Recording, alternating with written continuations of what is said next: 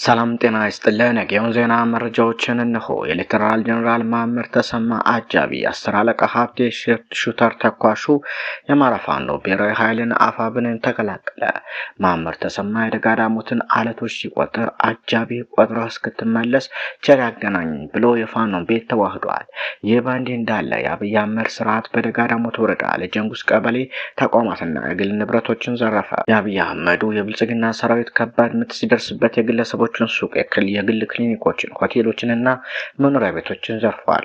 ወትሮም ቂሙን ከአማራ ህዝብ ጋር ያደረገው የአብይ አህመድ ስርዓት ህዝቡን በመድፍ የደበደበ ንብረታቸውን ደግሞ እየጫነ እየሄደ ነው። ከዚህ በፊት በመቻከል ወረዳ ግራው ቀደምን፣ በአዴት ወረዳ አክታ ቀበሌ፣ በጎዛመን ወረዳ ቻርታካል፣ ባምበር ወረዳ ጃማ ቀበሌ፣ በቋሪት ወረዳ ገነት አቦ፣ ደንበጫ ወረዳ ዋድ ቀበሌ፣ በአሶሊበን ወረዳ ኮርክ ከተማ፣ በአቸፈሩ ወረዳ ጎንቻ ሲሳን ነፍሴ ወረዳ ገነቴ ጥቂቶቹ ናቸው። በዚህ ወቅትም ፋኖን መቋቋም ሲያቅተው በሁሉም አካባቢ የተቋማትንና የግለሰብ ንብረቶችን እየዘረፈ ይገኛል። በደጋዳሞት ወረዳ ለጀንጉስ ቀበሌም የተደረገው ዘረፋ የዚህ ማሳያ ነው። ሌላው የአማራ ፋኖ ብሔራዊ ንቅናቄ ጎንደር ጠቅላይ ግዛት በላይ ዘለቀ እዚህ አመራር ምደባ አድርጓል።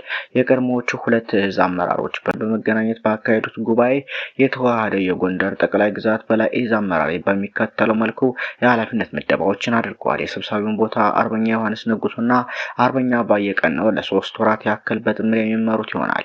ሌላኛው ከሁለቱ አርበኞች በተጨማሪ ተቀዳሚ ምክትል ሰብሳቢ አርበኛ ሰሎሞን አጣናው፣ ምክትል ሰብሳቢ ለፖለቲካ ጉዳዮች አርበኛ ኪርቤል ኮቤ፣ ወታደራዊ አዛዥ አርበኛ ደረጀ በላይ፣ ምክትል ወታደራዊ አዛዥ አርበኛ ሻምበል አምሳሉ ማዘንጊያ፣ ምክትል ወታደራዊ አዛዥ ለአስተዳደር ጉዳዮች አርበኛ ሸጋጅታቸው፣ ወታደራዊ አማካሪ ኮሎኔል አበራ ዛናው፣ ፖለቲካ መምሪያ አርበኛ አንተነህ ድረስ፣ ዘመቻ መምሪያ አርበኛ ተሾመ አበባው፣ ጽህፈት ቤት ኃላፊ አርበኛ በየነ አለሙ፣ ጽህፈት ቤት ኃላፊ አርበኛ በየነ አለማው፣ ደረጃጀት ጉዳይ አርበኛ አበበ መልኬ፣ ፋይናንስ ገዢ መምሪያ አርበኛ ሀብታሙ ሙላው፣ ሎጂስቲክ መምሪያ አርበኛ በላይ ዘለቀ፣ ህዝብ ግንኙነት መምሪያ አርበኛ ጋሻው ግዛት፣ ህዝብ አስተዳደር መምሪያ አርበኛ ንጉሴ አዱኛ፣ ልዩ ዘመቻ መምሪያ አርበኛ አስፋው ሰርጸ፣ ወታደራዊ ስልጠና መምሪያ አርበኛ ጌታሰው ብሬ፣ ወታደራዊ እቅድና ስትራቴጂ መምሪያ አርበኛ ተመስገን አብርሃም፣ ምክትል ዘመቻ መምሪያ ኃላፊ አርበኛ ስጦታው ዳኛው፣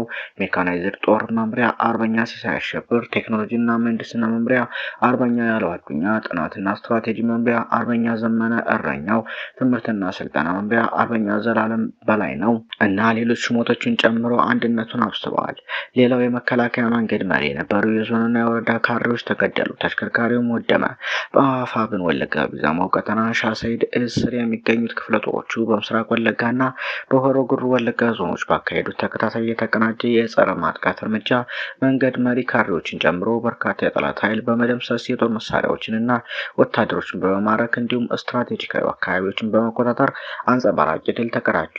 አርበኞቹ ሐምሌ 17 ቀን 2018 ዓ.ም ከማለዳ ጀምሮ ባካሄዱት የተቀናጀ ኦፕሬሽን የቀድሞ የሃሮ ሊሙ ወረዳ አስተዳዳሪና የአሁኑ የምስራቅ ወለጋ ዞን ወጣቶችና ስፖርት ጽህፈት ቤት ኃላፊው አቶ ደቻሳ ገነትን ጨምሮ ሌሎች የብልጽግና መከላከያ ሰራዊቱን መንገድ ሲመሩ የነበሩ ብዛት ያላቸው የዞንና የወረዳ ከተማ አስተዳደር ካድሬዎች መገደላቸውን ለማረጋገጥ ተችሏል። ካድሬዎቹ የተገደሉት ከአንገርጉትን ከተማ 4 ኪሎ ሜትር ገዳማ ርቀት ላይ ልዩ ስሙ ነጩ መንገድ ተብሎ በሚጠራው አካባቢ ላይ ሲሆኑ ከከተማው በቅርብ ርቀት የምትገኝ ወሳኝ ወታደራዊ ስፍራም በአርበኞቹ ቁጥጥር ስር መዋሏ ታውቋል።